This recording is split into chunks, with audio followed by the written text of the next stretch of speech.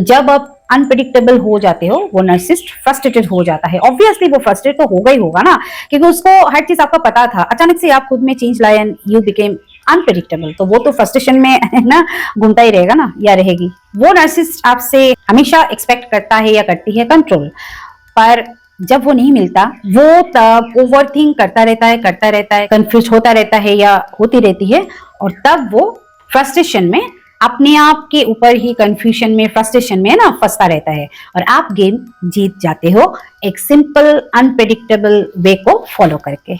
So be unpredictable, not predictable to the narcissist. Like अगर वो फिर भी आपको प्रवोक कर रहा है या कर रही है, तो या तो आप काम एंड कूल रहो, अगर आपसे बर्दाश्त नहीं हो रहा है तो वॉक अवे करिए, वहां से चले जाइए। और ऐसा करोगे तो वो नार्सिसिस्ट और ज्यादा कंफ्यूज हो जाएगा, और ज्यादा फ्रस्ट्रेशन में फंसेगा।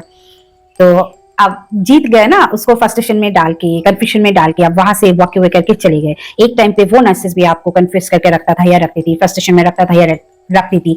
आप आज आपने उसको कंफ्यूजन और फ्रस्ट्रेशन मोड में छोड़ के आप वहां से चले गए। कितना पावर है अनप्रेडिक्टेबिलिटी में।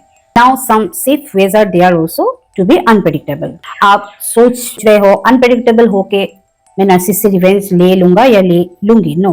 Unpredictability is not a revenge, it's a strategy. आपकी एक स्ट्रेटजी है ये। आप काम रहो, प्राइवेट रहो, जो वो नार्सिसिस्ट नहीं जानता वो मैनिपुलेट नहीं कर सकता। मतलब जब आप काम रहते हो तो वो नार्सिसिस्ट एक्सपेक्ट करता है, तो वो आपको ट्रिगर करके, प्रोवोक करके, मैनिपुलेट करके ड्रामा क्रिएट करेगा, और उसका जो भी गेम्स में कामयाब हो जाएगा। इन दैट सिचुएशन अगर आप काम रहे, कूल रहे, प्राइवेट रहे, ज्यादा किसी को बोले नहीं, अनप्रेडिक्टेबल रहे, तो उसको तो पता ही नहीं है ना कि आपके दिमाग में क्या चल रहा है, तो वो आपको मैनिपुलेट कैसे करेगा, क्योंकि उसको वो पढ़ ही नहीं पा रहा है ना आपके दिमाग के अंदर क्या प्लान हो रहा है, तो वो मैनिपुलेट कैसे करेगा आपको। So be unpredictable, be a little bit private from the narcissist. Predictable रह के वो नार्सिसिस्ट को पावर मत दीजिए।